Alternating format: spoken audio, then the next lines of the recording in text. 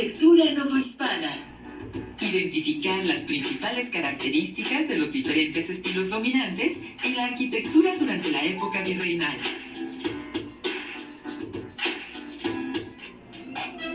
¿Qué tal, alumnas y alumnos de primer grado de secundaria? Sean bienvenidas y bienvenidos a la programación de Aprende en Casa. Una propuesta diferente para que desde su casa ustedes puedan acercarse a los contenidos de las asignaturas y áreas de segundo grado. Estos contenidos les serán de mucha ayuda en su crecimiento personal y cuando regresen a la escuela. En esta ocasión vamos a revisar las características de la arquitectura novohispana. El virreinato fue un periodo en el que se desarrollaron varios estilos arquitectónicos, cuyos edificios aún se pueden contemplar y admirar actualmente. Vamos a ver el siguiente video sobre el arte y la contrarreforma en la Nueva España. La conquista y la colonización no solo implementaron en la Nueva España la religión y la reorganización política y social, sino también las corrientes culturales y artísticas. ¿Qué estilos artísticos predominaron en la Nueva España?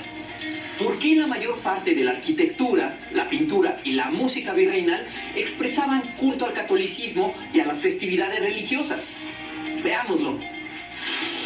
Las primeras obras arquitectónicas en la Nueva España, como el Palacio de Cortés, en Cuernavaca, Morelos, y la Casa de Montejo, en Mérida, Yucatán, pertenecen a la corriente artística del plateresco. Este estilo, que surgió en España en el siglo XV, se caracterizó por integrar elementos renacentistas, góticos y musulmanes en las construcciones. En la decoración plasmó elementos de la naturaleza, como guirnaldas y bichos, así como medallones con representaciones de bustos humanos, entre otros elementos. En la Nueva España, los artesanos indígenas añadieron componentes prehispánicos como imágenes de la flora y fauna características de sus regiones. Un ejemplo es la fachada de la iglesia del convento de Acolman, considerada la joya del plateresco en América. En el siglo XVI surgió en Italia el manierismo, considerado un estilo superior y refinado. En la Nueva España mostró figuras humanas alargadas en la pintura y escultura. En la arquitectura, un ejemplo es la integración de torres en las fachadas de los templos, lo que puede observarse principalmente en las primeras catedrales que se construyeron. Tanto el plateresco como el manierismo fueron los estilos artísticos del siglo XVI y las primeras décadas del siglo XVII en la Nueva España. Para la tercera década del siglo XVII, el estilo que predominó fue el barroco. Veamos por qué. En 1517, en Alemania, el fraile agustino Martín Lutero publicó las 95 tesis en las que cuestionaba a la Iglesia Católica. Entre otros puntos, criticaba la venta de las indulgencias, es decir, del perdón de los pecados por parte de la Iglesia. Afirmaba que la salvación provenía únicamente de la gracia de Dios, la cual se podía lograr mediante la fe, por lo que la intervención del clero era innecesaria, así como la adoración a la Virgen y a otros santos. Estas ideas se difundieron por Europa y fueron la base de la Reforma Protestante. La Iglesia se dividió y comenzaron las guerras religiosas entre los católicos y los seguidores de las ideas de Lutero. La Iglesia Católica promovió la Contrarreforma y convocó en 1545 al Concilio de Trento, el cual se realizó en periodos intermitentes. Ahí se determinaron las medidas a seguir para fortalecer a la Iglesia y al papado. España encabezó la Contrarreforma y el rechazo hacia el protestantismo se reflejó en la Nueva España. Entre las medidas que siguieron estaba el fomento del arte como vehículo para propagar las ideas y valores de la fe católica. Y para ello se utilizó el barroco, un estilo muy ornamentado y dramático. La arquitectura y la pintura destacaron, por lo que los muros, fachadas, así como los techos de iglesias y conventos se llenaron de múltiples adornos e imágenes de vírgenes, santos, ángeles y escenas religiosas.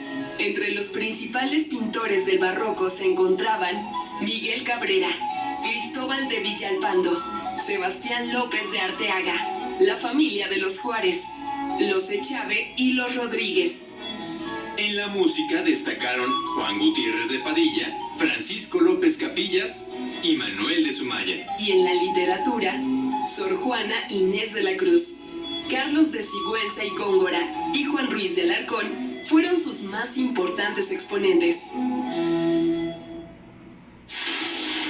A diferencia del protestantismo, la Iglesia Católica buscó exaltar a través del arte imágenes de santos, escenas religiosas y milagros para consolidar el culto y conmover al creyente. ¿Qué usos y funciones consideras que tuvo el barroco en el arte y la sociedad? ¿Qué estilos artísticos virreinales identificas en tu comunidad? En efecto, el plateresco, el manierismo, el barroco fueron estilos arquitectónicos que han dejado un importante patrimonio. Que es necesario conocer, cuidar, respetar y valorar. Los edificios virreinales son testigos del pasado y forman parte de la cultura e identidad de las mexicanas y mexicanos. Observen el siguiente segmento. Es importante que vean con más detalle las características del barroco y qué aspectos lo distinguen en la arquitectura. Veamos el video El arte novohispano. No pierdan detalle. El barroco es un estilo artístico surgido en Europa. Llegó a Nueva España durante el siglo XVI y fue el predilecto principalmente en arquitectura religiosa, pintura y escultura sacra. En la colonia, esta corriente artística recibió un carácter propio por parte de los artistas de Nueva España, por lo que es conocido como barroco novohispano. El neoclásico llegó a Nueva España en 1780, en la fase final del virreinato. Su estilo se opuso por completo al barroco, prefiriendo las líneas simples, características del arte clásico de Grecia y Roma. En Nueva España fue más común su utilización por las autoridades civiles en la construcción de edificios públicos, y también lo adoptaron pintores y escultores no religiosos. El término barroco en principio significa abigarrado, y lo que va a ser el barroco como un arte oficial de la Iglesia es ir en contra de la expresión racional que había tenido y que había caracterizado al Renacimiento desde el siglo XIV. América, en los territorios conquistados por el Imperio Español, evidentemente también se traslada el barroco, aunque no se había presentado esa problemática de enfrentamiento con lo que iba a ser el protestantismo. Sin embargo, bueno, irradia, influye y se crea un barroco muy americano, un barroco con distinciones respecto de lo que se da en Europa. Característica principal es que va en contra de la racionalidad, en contra de los cánones y de la idea de imponer la imagen geométrica que había tenido el Renacimiento.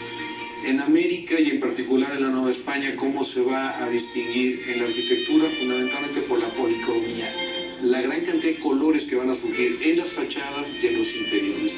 Una aportación del barroco es, como por ejemplo tenemos el caso del retablo de los Reyes a mi espalda, en donde se llega a la máxima expresión del movimiento y de la policromía barroca. Otra característica es esta idea virtual de la falta de peso, de la ingravidez, es también la manera en cómo modifican todos los elementos que originalmente son eminentemente constructivos. En el caso de las fachadas, la presencia de los azulejos, como en el caso de las fachadas de Puebla. En el caso de la Ciudad de México, el tezontle, que es un material rojizo propio del valle, combinado con la cantera y con la chiluca. Y esta idea de movilidad, de ingravidez, de sensaciones poco vinculadas con lo terrenal. Eso es lo que buscaba el barroco en general. En el caso de la arquitectura, por ejemplo, lo que tenemos es esta idea de la movilidad, que va en contra del carácter de estabilidad que debe tener y que siempre tuvo la arquitectura. Entonces, movilidad y sensación de ingravidez frente a la lógica del peso que había tenido históricamente la arquitectura. Y la escultura, por ende, también tiene esta misma condición de movilidad, de idea de sensualidad, porque todo en el barroco se debe de tomar con las sensaciones, y a partir de las sensaciones olvidándose totalmente de todo lo que sería contacto con lógica y razón. ¿Se fijaron? Es muy importante la policromía, la saturación y el movimiento movimiento y en general la grandiosidad como características de la arquitectura barroca. Se trata de la transmisión de un mensaje profundamente religioso a la población novohispana. En la segunda mitad del siglo XVIII llegó a la Nueva España el estilo neoclásico, que rompería con la tradición barroca. ¿Cuáles son las características del neoclásico y en qué se diferencia del barroco? Lo veremos a continuación. El neoclásico, a diferencia del barroco, no tuvo un estilo predominante novohispano, pues en realidad surgió como una recuperación de la herencia cultural clásica. Fue el arquitecto español Manuel Tolsán quien llegara a la colonia en 1791, el principal exponente de este estilo artístico en arquitectura y escultura. Muchas de sus obras, como el Hospicio Cabañas, el Palacio de Minería o la escultura ecuestre de Carlos IV de España, son consideradas obras maestras del neoclásico en América. Viene de una madurez intelectual que se empieza a dar también en Centro Europa. Una madurez intelectual que privilegió el uso de la razón frente a la posibilidad subjetiva que daba la Iglesia Católica. Entonces, así como el barroco había sido un arte estratégico en favor de la difusión de la Iglesia, ahora vamos a tener una posición contraria, que es una vuelta a la crítica sobre la preeminencia religiosa, sobre todo de la Iglesia Católica. Y igual que en el caso del barroco, tendríamos varias fechas que serían determinantes. 1750 para el caso de la Nueva España, el ascenso de la dinastía de los Borbones, dirigiendo el Imperio Español. De ahí nos iríamos a 1760, el inicio de la difusión de todas las nuevas normas, de todos los nuevos códigos, las reformas borbónicas en el Imperio Español. 1767 es la expulsión de la orden jesuita. El jesuitismo fue una de las bases más importantes del barroco. Y luego nos vamos a 1781 con la fundación de la Academia, que en una segunda instancia te trataré de comentar cuál fue la importancia que tuvo. Entonces, es una versión totalmente opuesta al barroco, es una versión que trata de retomar el mundo grecolatino. Vuelve a aparecer la geometría, vuelve a aparecer con toda claridad la contundencia del medio círculo, el triángulo, la pilastra. Nada que ver con todas estas fantasías y todos estos vuelos y todas estas ficciones que había planteado el barroco en su origen. Entonces es un movimiento artístico que establece una nueva postura en contra de la irracionalidad, privilegia el aspecto crítico, privilegia el retomar el mundo clásico como la gran materia de conocimiento y de enseñanza para la sociedad. Para entender el gran periodo del neoclásico, que abarca desde la segunda mitad del siglo XVIII hasta los primeros 25-30 años del siglo XIX, hay que partir del ascenso de la dinastía de los Borbones al cargo de la dirección del imperio. Los Borbones, de origen francés, traen toda esta tradición del nuevo pensamiento que se había inaugurado por Renato Descartes. La Ilustración, que es la que privilegia todo este gran periodo, circula ideas sobre una nueva manera social, sobre una nueva respeto inclusive a lo que después serán los derechos humanos, y viene a terminar 1789 con la gran guerra de Revolución Francesa, en donde incluso se llega a determinar mediante un decreto: Dios no existe. Esta va a ser la gran posición crítica que va a tomar el neoclásico. Entonces, en el caso de la arquitectura, nos vamos a encontrar con todos estos elementos del mundo grecolatino, con los grandes frontones, con los arcos, con las pilastras que recuerdan al mundo griego y romano. Y en el caso de la pintura ya no aparecen los milagros, ahora va a ser el Antiguo Testamento el que va a dar todas las nuevas temáticas que van a alimentar a esta nueva expresión artística. ¿Quién va a ser el que va a determinar esto? La Academia. La Academia es una de las grandes invenciones del mundo neoclásico. Esto tiene que ver también con esta nueva voluntad, en el caso de los Borbones, de cómo administrar y cómo enseñar el arte. Ahora se van a crear planes de estudio, se van a volver a crear cánones, se van a dictar normas, e inclusive va a haber la prohibición de seguir construyendo y de seguir pintando a la manera barroca. Ahora de lo que se va a tratar es de hacer valer, de considerar como la única posibilidad todos aquellos temas que habían creado los maestros en la academia, con los que se va a enseñar, con los que se va a adiestrar y que van a ser los autorizados por los cabildos para que se lleven a cabo en las iglesias y en los edificios públicos.